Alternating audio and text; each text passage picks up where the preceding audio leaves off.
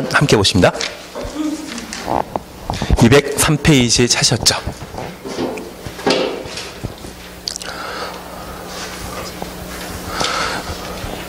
지금 개발행위 허가제와 관련되어 특광시군의 허가받을 대상과 허가 없이 할 수 있는 행위 함께 보셨고 절차에 관한 내용 함께 보셨습니다. 그리고 저 개발행위 허가 제한과 관련되어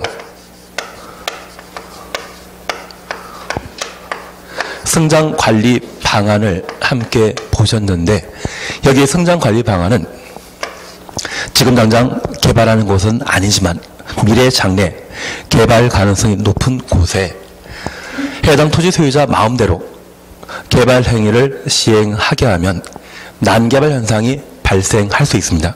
그래서 도로 등의 충분한 기반세는 없는데 불구하고 대규모 개발 사업이 집중적으로 이루어지게 된다면 주변에 학교나 또는 충분한 상업용지 없는데 불구하고 빌라가 많이 만들어지게 된다면 그곳에 주거 환경 등이 열악해질 수 있습니다. 그래서 우리 쪽은 아니지만 나중에 화도나 수동 쪽으로 빌라 등이 집중도로 만들어지게 되면 파줄 수 없는 상태에서 많은 사람들이 거주하게 되었을 때 치안 문제나 또는 전기, 수도, 도시가스 등이 설치되지 않은 상태에서 빌라가 만들어지게 된다면 삶의 질이 좀 열악해질 수 있습니다. 그래서 그러한 곳이 있다고 하면 미리 성장관리 방안을 마련하여 개발 규모를 제한하거나 미리 충분한 기반시설을 설치할 수 있도록 계획을 마련하게 된다면 난개발 현상을 최대한 방지할 수 있도록 성장관리 방안을 특광시군이 수립하게 됩니다. 성장관리 방안 취지 이해해 주시겠습니까? 성장이 예상되는 곳에 미리 계획을 수립하여 기반시설 설치나 개발 행위에 대한 관리를 도모함으로써 쾌적한 환경을 유지할 수 있도록 계획하는 제도를 성장관리 방안이라 표현합니다. 성장관리 방안의 수립 대상은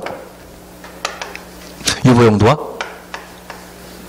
보존용도라는 것 기억하시고 성장관리 방안은 개발 계획이기 때문에 그 내용에 담기는 필수사항은 4개였습니다. 지구단위 계획과 비교하게 되었을 때 높이지 않은 필수사항이 아닌 임의사항이라는 것 기억하시고 건축선 지정에 관한 문제는 아예 발생하지 않는다. 그리고 두 번째 우리 보시는 게 바로 개발행위 허가 제한입니다.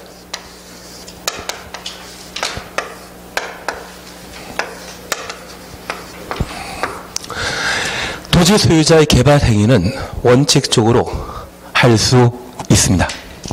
그래서 개발행위 허가 기준에 적합하면 허가받아 할 수 있고 개발행위 허가 기준에 부적합하다면 불허가 처분 대상인데 특별히 공익상 필요하다고 하면 일정 기간 개발행위 허가 자체를 규제하는 것을 개발행위 허가 제한이라 표현합니다. 다만 우리가 꼭 기억하실 것이 있습니다. 저 개발행위 허가 제한은 특광시군만 아니라 국토교통부 장관, 도지사 모든 행정청이 개발행위 허가 제한할 수 있고요. 저 개발행위 허가 제한하게 되면 개별 토지 소유자의 재산권 침해 대상이거든요. 내 땅에 내가 집 짓겠다는데, 건물 만들겠다는데 개발행위 허가 제한하게 되면 집 짓는 게 불가능해지게 됩니다. 이러한 것들은 사유재산권을 침해하기 때문에 아무리 국토교통부 장관, 시도지사, 시장, 군수랄지라도 신중하게 제한할 필요 있죠.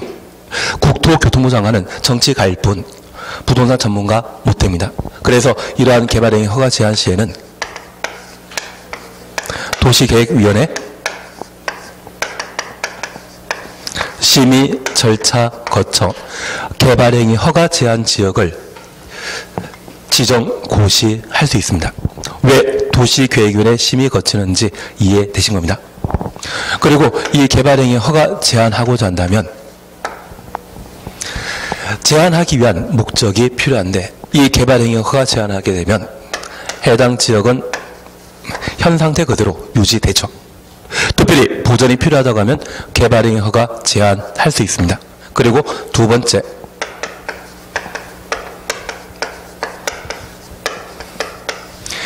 계획 수립 중이라고 하면 저 국토계획법상 계획이라고 하면 항상 난개발 현상을 방지하기 위한 개발 계획이거든요. 그런 계획 수립 중이라고 하면 그 계획 수립될 때까지 개발 행위를 제한하는 것이 기환경을 좀 더 적극적으로 챙길 수 있죠. 그래서 이러한 목적이 있다고 하면 개발 행위 허가 제한 지역으로 지정할 수 있는 겁니다. 취지 이해하시겠습니까? 예, 그러면 203페이지입니다. 국토교통부 장관, 시도의사, 시장, 군수는 국토교통부 장관부터 시장, 군수까지 가로 해놓습니다. 개발행위와 관련된 관할 관청은 특광 시군인데 개발행위 허가 제한만큼은 국토교통부 장관, 시도의사, 시장, 군수, 행정청 모두입니다. 다음 각호 하나에 해당되는 지역으로서 도시군관리계획상 특히 필요하다 인정하는 지역에 대해서는 중앙도시계획위원회나 지방도시계획위원회 심의 거쳐 심의 추천습니다. 한 차례만 3년 이내 기간 동안 개발행위 허가 제한할 수 있다. 다만 3호부터 5호까지 해당되는 지역에 대해서는 중앙도시계획위원회나 지방도시계획위원회 심의 거치지 아니하고 가로 해놓습니다. 한 차례만 2년 이내 기간 동안 한 차례만 2년 이내 가로 해놓습니다. 개발행위 허가 제한 연장할 수 있다. 한 장 넘기십니다. 1번 녹지지역이나 계획관리지역으로서 녹지지역, 계획관리지역 가려놓습니다. 수목이 집단적으로 자라고 있거나 수목 추놓습니다. 조수류 등이 집단적으로 서식하고 있는 지역, 조수류 추놓습니다. 우량농지성으로 보존할 필요가 있는 지역, 우량농지 추놓습니다. 그리고 2번입니다. 개발 행위로 인하여 주변의 환경경관 가로 해놓습니다. 크게 오염되거나 손상될 우려가 있는 지역, 그리고 3, 4, 5 묶어놓습니다. 도시군 기본계획이나 도시군 관리계획을 수립하고 있는 지역으로서 도시군 기본계획이나 도시군 관리계획이 결정될 경우 용도지역, 용도지구, 용도구역의 변경이 예상되고 그에 따른 개발행위 허가 기준이 크게 달라질 것으로 예상되는 지역, 개발행위 허가 기준이 크게 달라질 것으로 예상되는 지역 가로 해놓습니다. 그리고 4번 지구단위 계획구역 지정된 지역, 지구단위 계획구역 추천했습니다. 5번 기반설 부담구역으로 지정된 지역, 기반설 부담구역 추천했습니다. 3, 4, 5 묶어 놓습니다.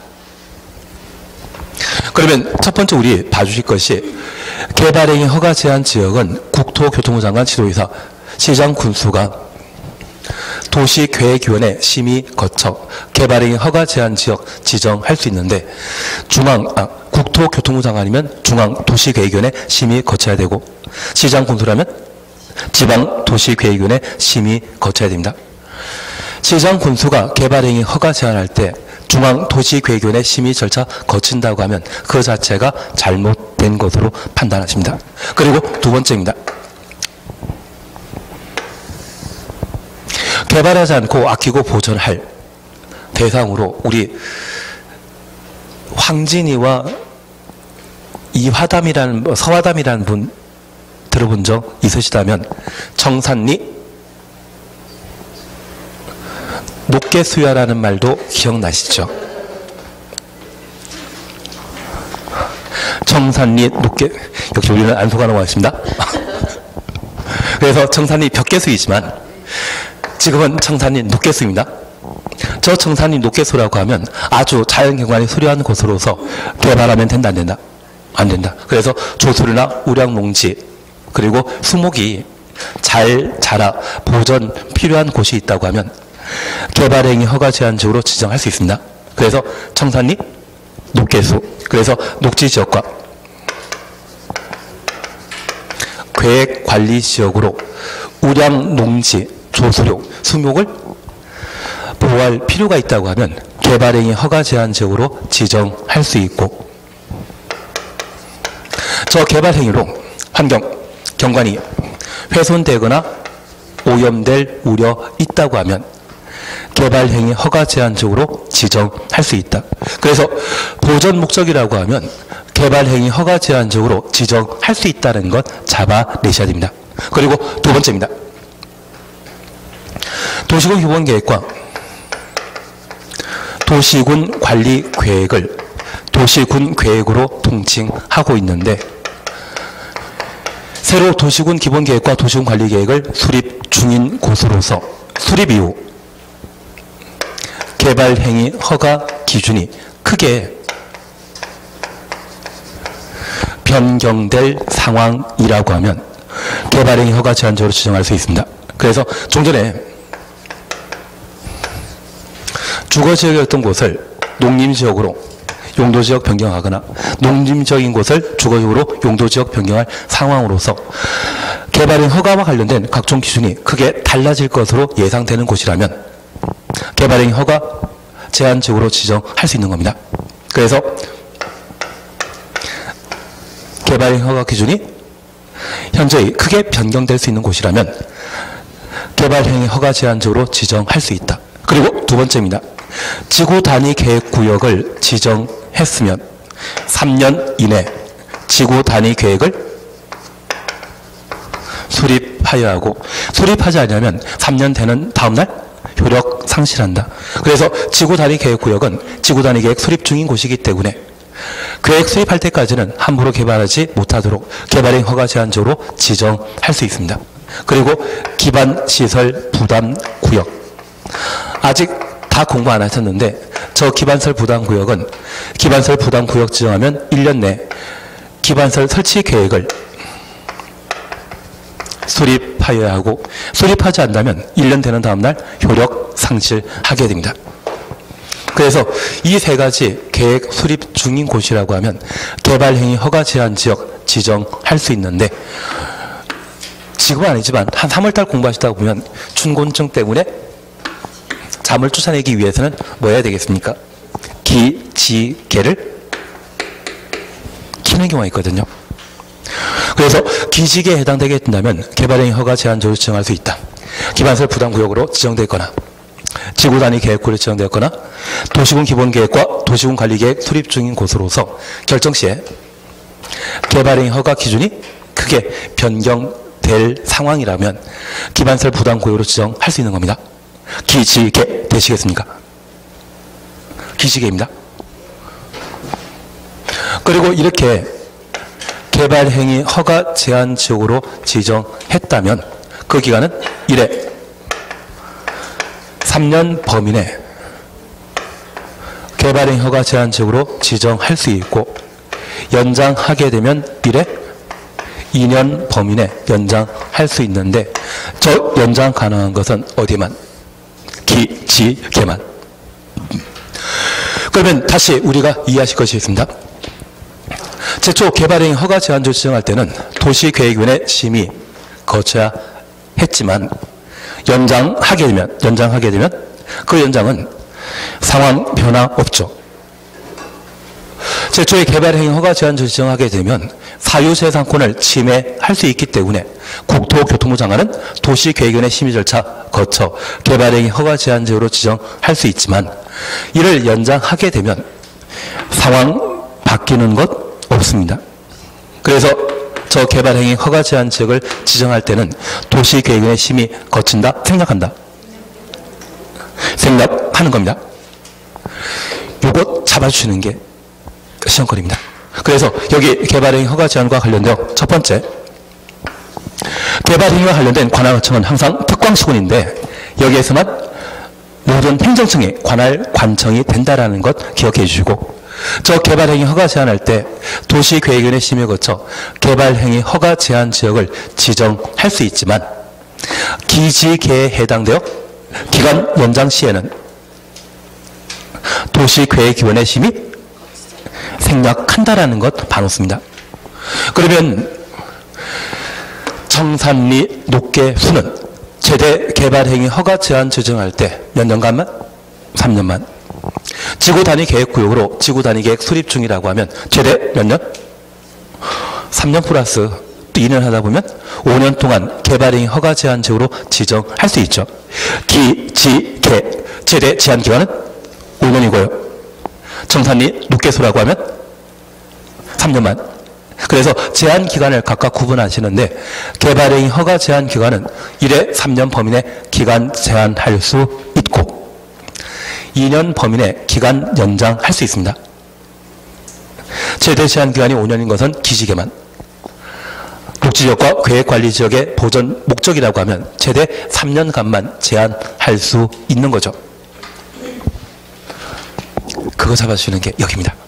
그래서 행정처에 관한 사항, 도시계획인의 심의 여부, 연장 시에는 심의 거치지 않는다는 것 기억하시고 제한기간은 1회 3년, 1회 2년 범위 내 기간 연장할 수 있는데 기지계획 경우만 최대 5년.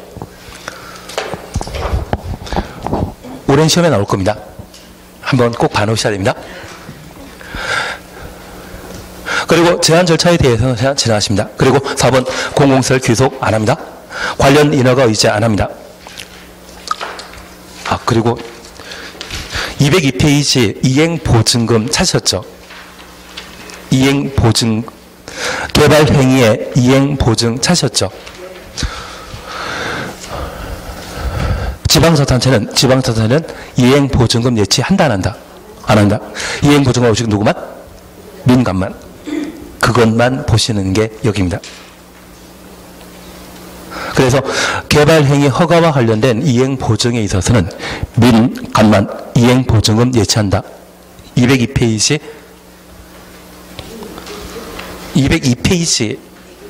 아까 제가 그냥 안 보고 그냥 건너왔는데 이행보증금 오직 누구만 예치한다?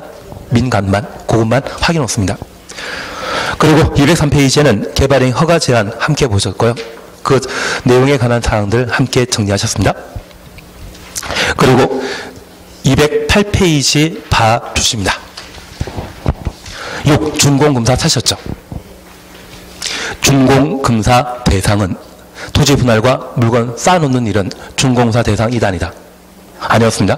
그래서 208페이지에 6. 준공검사 찾으셨죠? 건축물 건축, 공작물 설치, 토지의 형질 변경, 토석 채취 행위에 대한 개발행위 허가받은 자는 개발행위 마치면 특광 시군에 준공검사 받아야 된다. 물건 적치와 분할은 준공검사 대상 아닙니다. 그것만 확인해 놓습니다. 그리고 209페이지에 개발행위에 따른 기반설의 설치 찾았습니다. 그리고 개발밀도관리구역 찾으셨죠?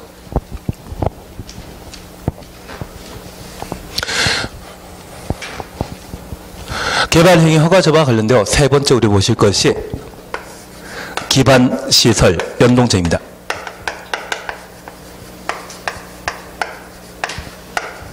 기출문제, 시험문제를 출제하게 되면 개발밀도관리구역과 기반시설 부담구역을 각각 시험에 묻기도 하지만 이 둘을 묶어 기반시설 연동제라 표현해서 시험문제 낸 적도 있습니다. 그러면 여기 기반시설 연동제는 이렇게 잠깐 다시 보십니다. 건축물 건축, 주택, 상가, 공장 등의 개발 행위가 이루어지게 되면 해당 지역 인구는 그만큼 늘어나고 도로, 주차장, 학교 등의 기반시설 수요는 그만큼 늘어나게 됩니다. 그런데 새로운 기반시설에 설치가 불가능한 곳과 설치가 가능한 곳이 있습니다. 시가용도나 분류는 주거적, 상업적, 공업적으로서 우리 호평지구처럼 이미 개발 사업이 모두 완료되었는데 새로이 초고층 건축물 한 층수가 50층짜리 또는 제1호텔 같은 건물이 만들어지게 되면 그 건물을 이용하기 위한 많은 사람들이 늘어나게 되고 기반시설 수요가 늘어나는데 이 호평지구에는 새로 도로, 학교 등의 기반시설 설치할 수 있는 땅이 있다 없다? 이미 개발사업 완료되지 않았습니까? 개발사업 완료되었다고 하면 새로운 기반시설 설치가 곤란하기 때문에 이러한 곳은 제2롯데월드 같은 건물을 새로 만들어서는 안 될 겁니다. 그러한 곳을 개발 밀도 관리 구역이라 표현하게 됩니다. 우리가 다시 이렇게 보십니다. 같은 100의 대지가 확보되어 있는데 한쪽은 5층짜리 건물, 한쪽은 15층짜리 건물이 있는데 얘를 재건축해서 각각 20층 높이의 아파트를 만들게 된다면 나는 저밀도 아파트에 투자한다, 고밀도 아파트 투자한다. 저밀도에. 그러면 15층 더 만들어질 수 있거든요. 기존에 5층짜리일 때 50명이 거주하고 15층일 땐 150명이 거주하게 되는데 저 100평에 50명 거주했다고 하면 인구 밀도가 얘와 비교하면 낮은 편이죠. 저밀도라 표현하게 됩니다. 그러면 이 건물 크기를 좌우하는 것은 용적률에서 나오는 것이죠. 새로운 기반설의 설치가 곤란한 주거적 상업지역에 개발 행위가 이루어지게 된다면 저 밀도 좌우할 수 있는 용적률을 관리해야 되지 않겠습니까? 그것을 뭐한다? 개발밀도 관리구역이라 표현하게 됩니다. 취지 이해하시겠습니까? 그래서 저 개발밀도 관리구역이 지정되게 된다면 그곳은 해당 지역에 지정되는 용적률을 최대 50%까지 강화시킴으로써 원래 10층짜리 건물 건축할 수 있다면 개발밀도 관리구역이 지정되면 5층짜리 건물까지 건축할 수도 있게 규제를 강화시키는 제도입니다. 취지 이해하시겠습니까? 두 번째, 새로운 기반설의 설치가 가능하다면 기반시설 부담구역으로 지정할 수 있습니다. 그러면 저 개발밀도 관리구역과 기반시설 부담구역은 중복 지정할 수 있다?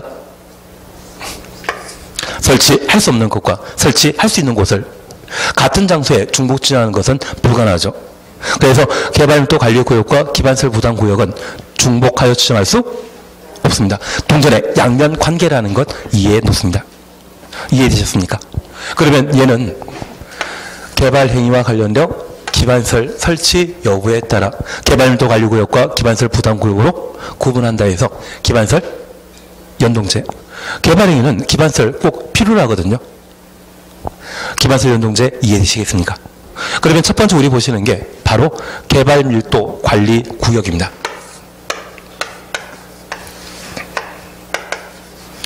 개발밀도 관리구역은 어딜 대상으로 누가 어떤 방법으로 개발밀도 관리구역 지정할 수 있는지, 개발밀도 관리구역 지정했을 때 효과, 그 세 가지를 함께 보는 겁니다. 209페이지 찾으셨죠? 개발밀도 관리구역이란 개발 행위로 인해 기반설에 부족할 것으로 예상되나 기반설의 설치가 곤란한 지역을 대상으로 건폐율이나 용적률을 강화하여 적용하기 위해 지정하는 구역을 말한다. 그래서 기반설에 설치하기 곤란한 지역, 기반설 설치하기 곤란한 지역 가로 해놓습니다. 그리고 건폐율, 용적률 강화 가로 해놓습니다. 2번입니다. 특광시구는 주거적 상업적 공업지역으로서 주거적 상업적 공업적 가로 해놓습니다.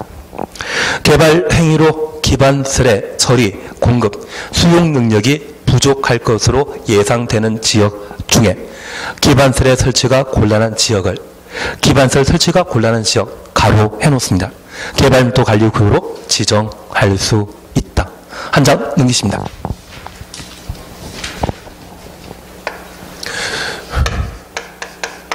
개발밀도 관리구역 지정할 수 있는 자는 특광시구만. 그러면 우리 함께 공부하신 것으로서 도시군 관리계획으로 국토교통부 장관, 해양수산부 장관이 결정할 수 있는 사항은 몇 개? 4개. 5개에서 4개로 바뀐 겁니다. 그렇게 바뀌었다고 하면 올해 시험거리입니다. 그리고 첫 번째 우리 보실 것은 장관이 위반하는 사안은 장관이 직접 결정할 수 있고, 개발 제한 구역. 같은 구역을 끝나지만 개발밀도 관리구역은 장관이 아닌 특광시군이 도시군 관리계획 결정하는 거 아니죠. 개발밀도 관리구역과 기반설 부담구역은 도시군 관리계획으로 결정하는 구역 제도가 아닙니다. 특광시군이 결정권자라는 것 구분하시고, 만약 국토교통부 장관이 결정할 수 있는 사항 중에 개발밀도 관리구역이 거론되게 되면 그 줌은 바로 틀린 겁니다. 그리고 국가계획과 연계된 시가화 조정구역의 지정 변경과 수산자원 보호구역에 대해서는 해양수산부 장관만 결정할 수 있고, 우리 지난주까지 잘 기억하고 있던 입지규제 최소구역과 그 계획은 시장군수를 제외한 결정권자, 국토교통장관, 시도지사가, 대도시장이 결정할 수 있는 겁니다. 입지규제 최소구역은 시장군수는 결정할 수 있다, 없다? 없다. 그것 잡아놓습니다. 그리고 저 입지규제 최소구역은 2019년도에 폐지됩니다. 그래서 올해 내년에 폐지된다고 하면 내년에 폐지될 것 뻔히 출제하신 분들 안다고 하면 저거 내는 사람 없습니다. 그래서 저도 작년에는 이거 꼭 시험에 나올 거라 해서 열심히 한번 해봤는데 안 나오더라고요. 그래서 올해 아마 마지막으로 한 번 더 해보고 뭐 나오면 좋고 안 나오면 뭐 내년 2019년 없어지는 제도이기 때문에 더 이상 무시하고 생각도 상관없지 않나 그 생각 듭니다. 그러면 저 국토부 장관 또는 해양수산부 장관이 결정할 수 있는 사항에 개발림도 관리구역이 있다 없다? 없습니다. 그것 하나 확인해 놓습니다. 누구만? 특광시군이 개발밀도 관리구역 지정할 수 있다는 것 확인해 놓습니다. 그리고 그 대상은 주거적, 상업적, 공업지역으로서 주상공이라고 개발밀도 관리구역 지정하는 거 아닙니다. 새로운 기반설에 설치가 뭐 할 때? 가능하면 개발밀도 관리구역이 아니죠. 설치가 불가능한데. 그래서 저 개발밀도 관리구역을 지정하기 위해서는 두 개 요건 동시에 충족한 때만 개발밀도 관리구역으로 지정할 수 있는 겁니다. 막말로 계획관리지역으로 기반 설치가 곤란한 곳을 개발밀도 관리구역으로 지정한다? 이것만이 아니라 앞에 주상, 공도 함께 충족했을 때만 개발밀도 관리구역으로 지정할 수 있죠. 대상, 절차 구분되시겠습니까? 그리고 특이하게 우리가 봐주실 것은 도시계획위원회 심의 절차 거치지만 주민 의견 청취 없습니다. 우리가 약속하셨습니다. 공법 전반에 걸쳐 주민 의견 청취 방법은 공청회와 공람, 열람 절차가 있는데 공청회는 딱 3개. 광역도시계획과 도시공유분계획, 도시개발법에 단위 면적이 100만 제곱미터 이상일 때 공람 절차 거친 이후 공청회 개최하여야 합니다. 그거 빼고 주민에게 청취 방법은 항상 열람한다 안 한다? 안 합니다. 그러면 내가 지금 살고 있는 곳을 개발밀도관리구역으로 지정하겠다고 하면 나는 찬성한다 반대한다? 앞서 제가 용적률 절반까지 깎아버린다 말씀드렸거든요. 그것 개발제한구역 지정하는 것보다 더 심한 규제입니다. 찬성한다 반대한다? 반대한다? 반대가 결론입니다. 그래서 새로 개발제한구역이나 시가조정구역 등을 지정하겠다고 하면 토지 소유자 등의 이해관계는 죄다 반대 의견만 표명하더라고요. 주민 의견 청취 따로 할 필요 있다 없다? 없습니다. 주민 의견 청취 없이 바로 도시계획위원회 심의 거쳐 개발밀도 관리구역 지정할 수 있다는 것 확인해 놓습니다. 효과는 용적률 얼마? 50%. 그래서 절반까지 강화시킨다는 것 확인해 놓습니다.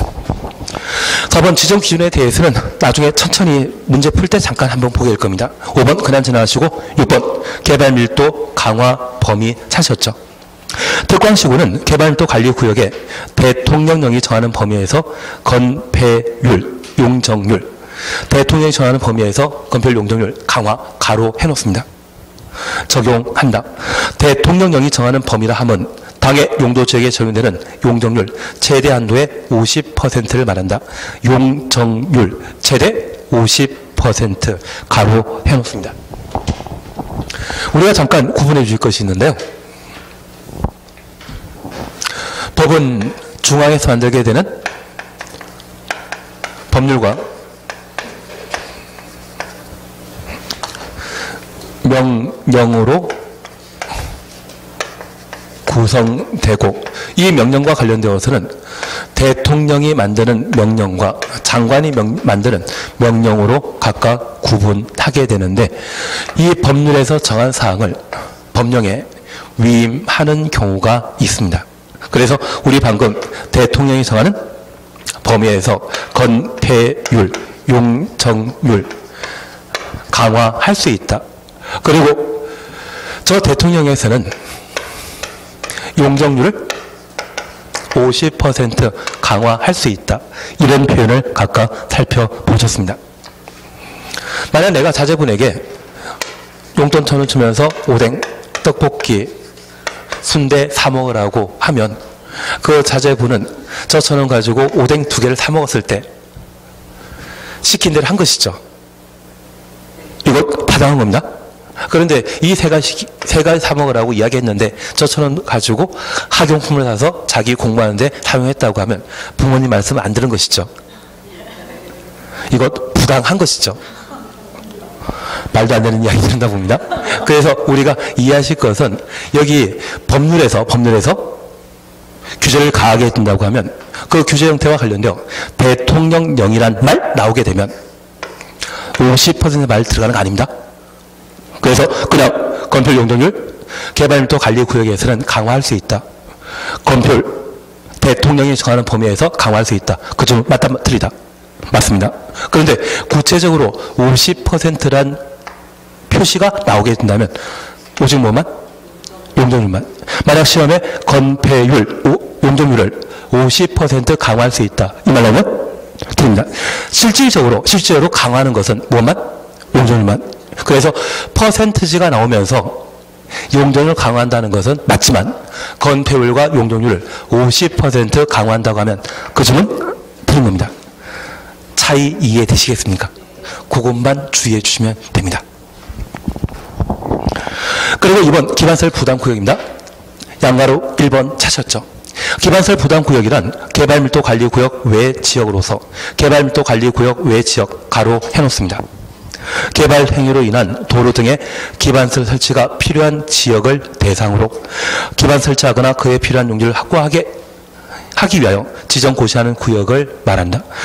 개발밀도 관리구역과 기반설 부담구역은 중복지정할 수 있다 없다? 아닙니다. 중복지정 못한다라는 것 확인해 놓습니다.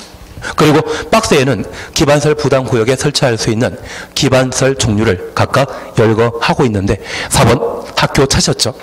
가로 속에 대학은 제외한다. 대학 제외 줄만 쳐놓습니다. 하나 이해하실 것이 있습니다. 저 기반설 부담구역에는 기반설 부담구역이 지정되었을 때 개발 행위를 하는 자에게 기반설 부담금을 부과 징수하게 되는데 그 돈으로 기반설 부담구역에 필요한 기반설을 설치하게 됩니다. 대학 만드는 것은 제외시킵니다. 만약 이 대학을 만들어 놨을 때 기반설 부담구역 내 주민, 자녀분들이 그 대학에 다닐 수 있다? 대학은 시험 봐서 들어가야 되는데 점수 안 되면 아무리 번듯한 기반설 부담구역의 대학이라 할지라도 입학하기 곤란하죠. 그래서 초등학교나 중학교, 고등학교라고 하면 통학 거리에 따라 입학 여부가 결정되게 되는데 얘는 아닌 것 같습니다. 요즘 강남에서는 외고나 또는 자사고와 관련되어 학생 선발 우선권을 폐지하다 보니 대치동적으로 많은 사람들이 아예 이사 가더라고요. 그래서 예전에는 외고 등을 먼저 뽑으면 한 보름 뒤에 일반 고등학교에 신입생 여부를 뽑았는데 이걸 폐지하다 보니 동시에 고등학생 선발하게 되었거든요. 내가 외고에 집어넣었는데 외고 떨어지면 1년 재수해야 되지 않습니까? 그래서 아예 외고 들어가는 게 불확실하다고 하면, 특목 들어가는 게 불확실하다고 하면 그냥 좋은 학교 들어가자 해서 강남 대치동 쪽에 집값이 또 많이 올랐다고 하더라고요. 그래서 고등학교나 중학교라고 하면 좋은 학교 옆에 살게 되면 그 학교 분명 들어가는 게 확실한데 대학은 그게 아닙니다. 만약 대학도 통학거리에 따라 입학 여부가 결정되게 된다면 아마 서울대가 대한민국에 가장 좋기 때문에 그 주변 집값이, 땅값이 폭등해야 될 것 같은데. 그래서 여기 기반설 부담구역에 설치할 대학의 학교 교육시설에는 대학은 포함해서 제외시킨다. 그거 이해되시겠습니까? 그것만 이해하시면 됩니다. 한 장 넘기십니다.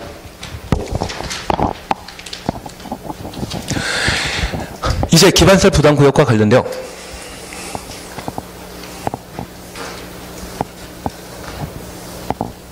대상과 절차에 관한 사항을 함께 살펴봅니다. 기반설 부담구역을 지정하여야 하는 것과 지정할 수 있는 곳. 기반설 부담구역의 결정도 누가 할 수 있다? 특광시군이. 국토교통부 장관, 도지사는 한다 안 한다? 안 합니다. 개발이 허가 제한에 있었으면 모든 행정청이 결정권자이고 지정권자이고 기반설 부담구역과 개발 및 관리 구역을 지정한 자는 누구만? 특광시군만. 국토교통장관 결정하는 거 아닙니다. 그리고 얘도 도시계획위원회 심의 거쳐 기반설 부담구역으로 지정 고시하게 되는데, 기반설 부담구역만 아니었다고 하면 기반설 부담금 낼 필요 없죠. 사유재산권 침해에 해당되는 사항이기 때문에 심의 절차 거치게 됩니다. 그리고 저 기반설 부담구역이 지정되게 되면 지정 목적 달성하기 위해 기반설 설치 계획을 특광시군이 수립하고, 저 기반설 설치 계획에는 기반설 설치에 관한 내용이 담기게 되죠. 대학은 포함한다, 제외시킨다? 제외시킵니다. 그리고 저 기반설 부담구역이 지정되면 1년 이내 기반설 부담 계획을 수립하여야 하고, 1년에 수립하지 않으면 1년 되는 다음날 효력 상실하게 됩니다. 그러면 구역 지정하고 계획 수립했다고 하면 저 계획에 따라 기반 설치할 돈 내야 되죠. 기반설 부담금을 부가 징수하게 될 겁니다. 누가 기반설 부담금을 내게 되는지 그에 관한 사안들을 함께 봐나가시는 게 기반설 부담 구역에 관한 내용이 됩니다. 이것 함께 보시는 겁니다. 교재 잠깐 확인하십니다. 동그라미 1번 의무 지정 찾으셨죠? 212페이지입니다. 특광시군은 다음 각호 하나에 해당되는 지역에 대해 기반설 부담구역으로 지정하여야 한다. 기반설 부담구역으로 지정하여야 한다. 괄호 해놓습니다. 1. 이 법 또는 다른 법령의 제정 개정 이내 행위 제한이 완화되거나 해제되는 지역, 행위 제한이 완화되거나 해제되는 지역, 괄호 해놓습니다. 2번입니다. 이 법 또는 다른 법령에 따라 지정된 용도 지역이 변경되거나 해제되어 용도 지역 변경 추놓습니다. 행위 제한이 완화되는 지역, 행위 제한 완화 가로 해놓습니다. 법이 제정 개정되거나 용도 지역이 바꿈으로써 행위 제한이 완화되면 기반설 부담구역 지정하여야 한다. 강행 규정입니다. 3번 기역, 니은 묶어놓습니다. 해당 지역의 전년도 개발행위 건수가 전전년도 개발행위 건수보다 20% 이상 증가한 지역, 전년도 추정하시고 전전년도 추정했습니다. 그리고 료문입니다. 해당 지역이 전년도 인구 증가율이 그 지역에 속하는 특광시군의 전년도 인구 증가율보다 20% 이상인 지역, 해당 지역 가로 해놓습니다. 전년도 추정했습니다. 그 지역에 속하는 특광시군 가로 해놓습니다. 전년도 추정했습니다. 인구 증가율의 20% 이상 높은 지역. 그리고 동그라미 2번입니다. 다만 개발행위가 집중되어 특광시군이 해당 지역의 계획적 관리를 위해 필요하다 인정하면 기반설 부담구역으로 지정할 수 있다. 이미 지정에 대해서는 신경 안 씁니다. 그러면 우리가 잠깐 구분하실 것은 여기 기반설 부담구역은 지정할 수 있는 것과 지정하여야 하는 경우가 있습니다. 우리가 지금까지 공부하시면서 각종 계획은 수립하여야 한다. 지역, 지구, 구역은 지정할 수 있다. 3개 예외 있었습니다. 시도지사와 대도시장은 연안, 침식 등이 발생하거나 우려되는 지역을 방제지구로 지정 변경, 도시군 관리계획으로 결정하여야 한다. 그리고 정책 10년, 시 공록 30만의 경우는 지구 단위 계획구역으로 지정하여야 한다. 정책 10년과 시 공록 30만은 지정하여야 합니다. 얘도 마찬가지입니다. 그 중에 각종 규제가 완화되게 되면 그 규제 완화에 따른 개발 행위가 집중되기 때문에 기반설 부담구역으로 지정하여야 하고, 두 번째입니다.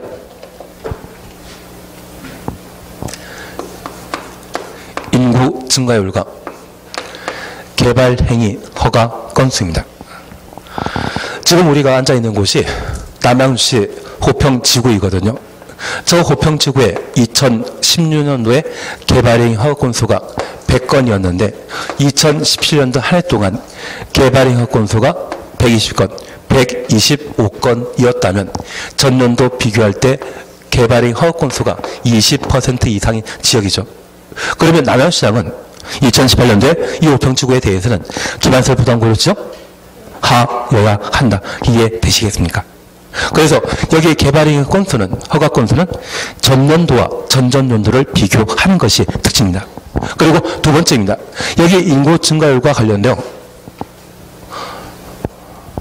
남양주시 2017년도에 전체 인구 증가율이 만약 그냥 10%를 하겠습니다. 10%인데 호평주구의 인구 증가율이 만약 30%, 35%에 이르게 된다고 하면 남양 전체 인구보다 호평지구 인구 증가율이 더 높은 상황이죠. 그 차이가 얼마? 20% 이상이라면 저 호평지구에 대해서는 기반설 부담고를 지정하여야 한다. 그러면 저 인구 증가율은 전년도 기준으로 하는 겁니다. 남양 전체 인구 증가율과 호평지구의 인구 증가율을 비교하게 되었을 때 저 인구 증가율이 20% 이상이라면 뭔가 개발해서 사람들이 계속 많이 들어와 산다는 이야기거든요. 부족해질 수 있는 기반세를 충분히 확보하기 위해 기반세 부담구를 지정하여야 한다. 강행 규정 이해하시겠습니까? 이해된 걸로 알고 있겠습니다. 나중에 문제 풀어보시면 됩니다. 다만 우리가 이해하실 것은 인구 증가율과 개발의 허가 건수 차이에 따라 기반세 부담구를 지정하여야 한다. 강행 규정이라는 것 하나 확인하십니다. 그리고 이 기반세 부담구를 지정하게 되었을 때 주민 의견 청취합니다. 기반설 부담구를 지정하는 거 좋다? 싫다?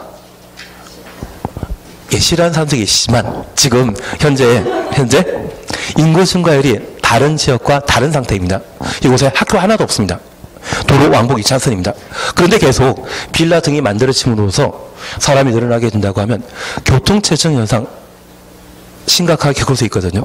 오늘 저 여기 오는데 지난주와 달리 차가 좀 많이 막히더라고요. 그런 교통체증 현상이 심각하게 발생하게 된다면 이곳에 기반설 설치해야 되지 않나, 그런 의견이 발생할 수 있고요. 이곳에 학교를 만들게 되었을 때 그 학교, 초등학교만 만들고 말 것인지 중고등학교도 함께 만들 것인지 지역 주민에게 의견 청취를 하도록 되어 있습니다. 주민 의견 청취 한다 안 한다 하는 겁니다. 그래서 우리가 꼭 기억하실 것이 양가로 3번입니다.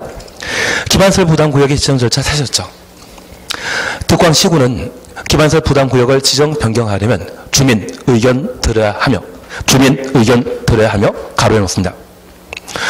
당해 지방타단에 설치한 지방도시계획위원회 심의 거쳐 심의 주놓습니다. 대통령령이 정하는 바에 따라 이를 고시하여야 한다. 고시 주놓습니다. 다만 개발밀도 관리구역 지정할 때는 주민 의견 정치 한다 안 한다? 안 합니다. 특이하게 개발밀도관리구역은 무조건 규제에 관한 사항을 정할 뿐이기 때문에 좋아하는 사람 하나도 없습니다. 반면에 저 기반설 부담구역에 새로 개발하고자 하는 자는 뭔가 돈 내야 되기 때문에 싫어할 수 있지만 현재 그곳에 거주하는 분이라고 하면 충분한 기반설, 학교를 만들 때 초등학교 만들 것인지 중학교 만들 것인지 그러한 부분에 대해 의견 개진할 수 있죠. 그래서 뭐 한다? 주민 의견 정치 거치게 됩니다. 개발밀도 관리구역은 주민 의견 정치가 없습니다. 여기에서만 주민 의견 청취 절차를 두고 있다는 것 확인해 놓습니다. 그리고 213페이지에 4번 기반설 부담구역의 지정 기준 찾으셨는데 13페이지 옆에 페이지입니다. 동그라미 이번에 고려사항 찾으셨죠? 박스 1번만 보십니다. 최소 얼마? 10만 이상. 기반설 부담구역은 기반설이 적절하게 배치할 수 있는 규모로서 최소 10만 제곱미터 이상 규모가 되도록 지정할 것. 최소 10만 이상이라는 말만 주었습니다. 그리고 5번입니다. 기반설 설치계획. 기반설 부담구역이 지정되게 되면 특광시구는 기반설 설치계획을 수립하게 되는데 한 장 넘기십니다. 3번은 나중에 보실 거고요. 그리고 세 번째 줄에 4번 찾으셨죠. 기반설 부담구역 지정 고시부터 1년 되는 날까지 기반설 설치계획 수립하지 아니하면 1년 되는 다음 날 가로 해놓습니다. 기반설 부담구역의 지정은 해제된 것으로 본다. 확인되시겠습니까? 구역 지정하면 몇 년? 1년 내에 기반설 설치 계획을 수립하여야 하고 수립하지 않으면 1년 되는 다음 날 기반설 부담구역 지정은 해제된 것으로 본다. 확인되셨습니다. 그리고 3번 기반설 설치 비용 찾으셨죠?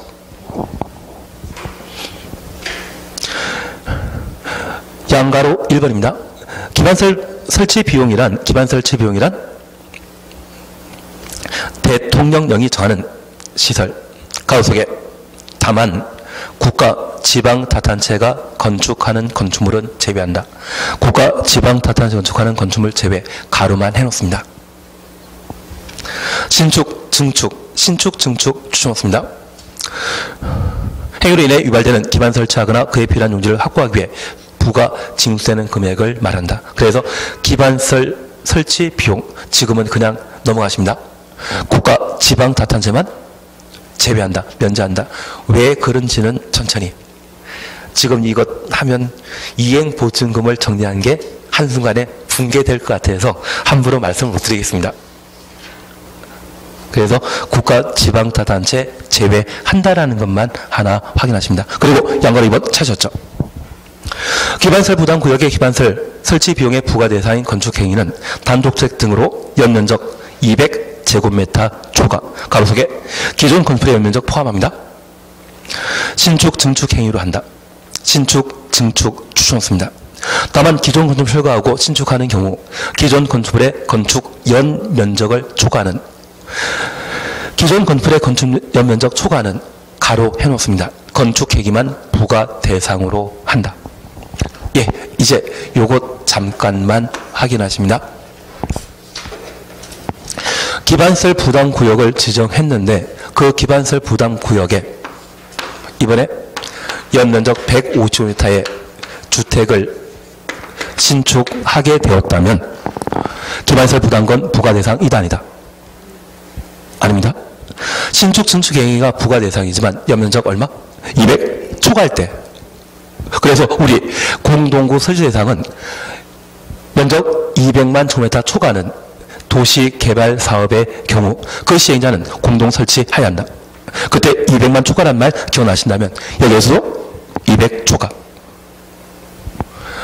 그러면 우리가 이해하실 것은 연면적 200이라고 하면 대충 60평인데요. 60평인데 저 시골 같은 경우라면 농가주택을 1층 농기구 보관하기 위해 활용하고 2층을 주거용으로 사용하게 되면 한 층당 30평 정도의 크기가 농가주택 시골에 만들어질 수 있거든요. 그래서 국민대 규모는 분명 주거처리 면적 85제곱미터 이하이지만 시골까지 고려해서 연면적 200제곱미터 이하까지는 기반설 부담구역이랄지라도 부담금 부과 대상 아닙니다. 그리고 이 건물 사용하다 3년 뒤에 50제곱미터를 증축하게 되었습니다. 부담금 부과 대상 이다 아니다? 아닙니다. 그리고 5년 뒤에 20제곱미터를 증축했거든요. 200 초과는 20제곱미터에 대해서만 기반설 부담금을 납부하게 됩니다.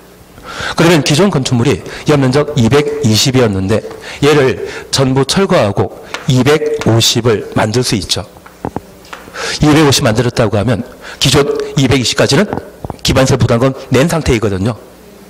기존에 대지안에 기존 건물이 있었다고 하면 220까지는 낸 상태이기 때문에 220 기준으로 초과는 30제곱미터에 대해서만 기반설 부담금을 납부하게 되는 겁니다. 이해되시겠습니까? 그래서 기반설 부담구역 안에 연면적 200제곱미터 초과는 건축물의 신축, 증축, 개축, 재축이라면 종전과 같은 규모이기 때문에 부담금 부과 대상 아니고요. 신축, 증축하는 때에만 부담금을 납부하도록 되어 있습니다. 그리고 대지안의 기존 건축을 철거하고 새로 건물을 신축하게 된다고 하면 기존 연면적은 이미 기반설 부담금 낸 상태이기 때문에 초과하는 부분에 대해서만 부담금을 납부하는 것이죠. 이해되시겠습니까? 예, 그래서 부과 대상 저렇게만 하나 봐놓습니다. 그리고 다음 페이지에 좋은 이야기 있습니다. 그리고 다음 페이지에 기반설 유발 개수라는 게 있는데 얘가 작년 기출문제 정답으로 출제된 적이 있거든요. 216페이지에 동원아 이번에 파란 박스 보시면 건축물별 기반설 유발 개수 찾으셨죠? 뭐 0.7부터 있는데 이거 우리 외우라면 외울 수 있죠. 안 할 뿐입니다. 안 할 뿐입니다. 그래서 얘들은 나중에 천천히 해 나가시는 것이고 아마 하더라도 저 아마 안 하게 될 겁니다. 그리고 나머지 사항에 대해서는 3, 4 과정에서 해 나가실 겁니다. 도시계획위원회 이런 거 보는 것 아닙니다. 시범도시 등등 있는데 예 끝내시고요. 잠깐 쉬었다가 도시개발법을 들어가게 됩니다. 이것만 잠깐 봐주십시오. 여기 개발행위와 관련되어서는 한 2문제 정도가 시험에 나오게 되는데 허가받아야 되는 것, 허가 없이 할 수 있는 것. 특별히 우리 기억하실 게 도시계획 사업 다른 것, 경장 목적의 토지 형질 변경, 재난 수습, 재난 복구를 위한 응급조치라면 6월 이내 신고 대상이라는 것 확인해 놓습니다. 육상 의료 양식 목적의 비닐하우스라면 허가 대상이라는 것 구분해 주셔야 됩니다. 그리고 절차와 관련되어서는 우리 어느 정도 개요 파악하셨는데 허가권자가 허가 불허가 여부를 결정할 때 크게 3가지 기준입니다. 도시관리계획에 부합할 것, 두 번째 기환경, 세 번째 소규모일 것. 만이란 말 나왔을 때만 허가 대상이라는 것 기억하시고 기환경 문제에 대해서는 조건 붙일 수 있죠. 그리고 이행보증 예치하게 할 수 있는데 그 이행보증금은 민간만 부담하게 됩니다. 국가, 지방자치단체, 공공은 이행보증을 예치한다 안 한다? 안 한다. 그 개념 꼭 한번 잡아주셔야 됩니다. 그리고 성장관리 방안, 지금 당장 개발하는 거 아닙니다. 장래 개발 가능한 곳, 그게 성장이죠. 미리 기반설 또는 개발 행위와 관련된 규모 제한하고자 수립하는 제도를 성장관리 방안이라 표현하는데 저 성장관리 방안 수립하는 대상 지역은 시가용도 재변, 유보용도, 보존용도. 그래서 우리 약속하셨습니다. 주상공원 시가용도로서 도시계획위원회 심의 적용 대상 아닙니다. 유보용도는 도시계획위원회 심의 거쳐 강화하거나 완화할 수 있고 보존용도의 경우는 도시계획위원회 심의 거쳐 오직 뭐만? 강화만. 그래서 만약 생산 녹지 지역을 도시계획위원회 심의 거쳐 개발행위 허가 기준을 강화하거나 완화할 수 있다. 그 말 나오면 틀립니다. 그리고 내용과 관련되어서는 지구 단위 계획과 항상 비교해 주셔야 되는데 높이는 임의사항, 건축선 지정에 관한 문제는 내용 아니죠. 그리고 개발행 허가 제한과 관련되어서는 모든 행정층이 개발행위 허가 제한의 지정권자라는 것 기억하시고 청산리 녹개수야입니다. 녹개수란 말 기억하시면 녹지역과 계획관리지역의 수목 보존할 목적으로, 조수를 보존할 목적으로, 농지 보존할 목적으로 지정하는 것이 개발행 허가 제한 지역이며 경관, 환경 기억나시겠습니까? 그래서 환경, 경관, 개발행위로 훼손되거나 오염될 우려 있다면 개발행 허가 제한 지역으로 지정할 수 있다. 기지개 기억나십니다? 기지개라고 하면 최대 5년. 기간 연장 시에 도시계획위 심의 절차 생략한다라는 것 다시 한번 확인해 주시는 겁니다. 그리고 기반설 연동제와 관련되어 개발 및 관리고요. 다른 거 없습니다. 주민 의견 청취한다 안 한다? 안 합니다. 해당 용도죄에 적용될 수 있는 용적률 50% 강화할 수 있다는 것 기억해 놓습니다. 그리고 기반설 부담구역과 관련되어서는 기반설 부담구역은 필수 지정 사항이 있습니다. 규제 완화되거나 인구, 개발행 건수, 인구 증가율과 개발행 허가 건수 비교해 주셔야 됩니다. 뭔지 잘 모르지만 그것만 기억해 놓습니다. 나머지는 임의사항이라는 기억하시고 절차 보셨고 기반설 부담구역이 지정되게 되면 기반설 설치계획 특광시군이 수립해야 되는데 그 내용에는 대학은 있다 없다? 대학 없습니다. 그리고 저 기반 설치 계획에 따라 기반설 부담금을 부가 징수하게 되는데 부가 대상은 연면적 200제곱미터 초과는 건축물의 신축, 증축, 개축, 재축은 기존 건물을 유지한 상태이기 때문에 부가 대상 못 된다라는 것 확인만 해놓습니다. 예, 여기까지 보시고 잠깐 쉬었다가 도시개발법 함께 보십니다.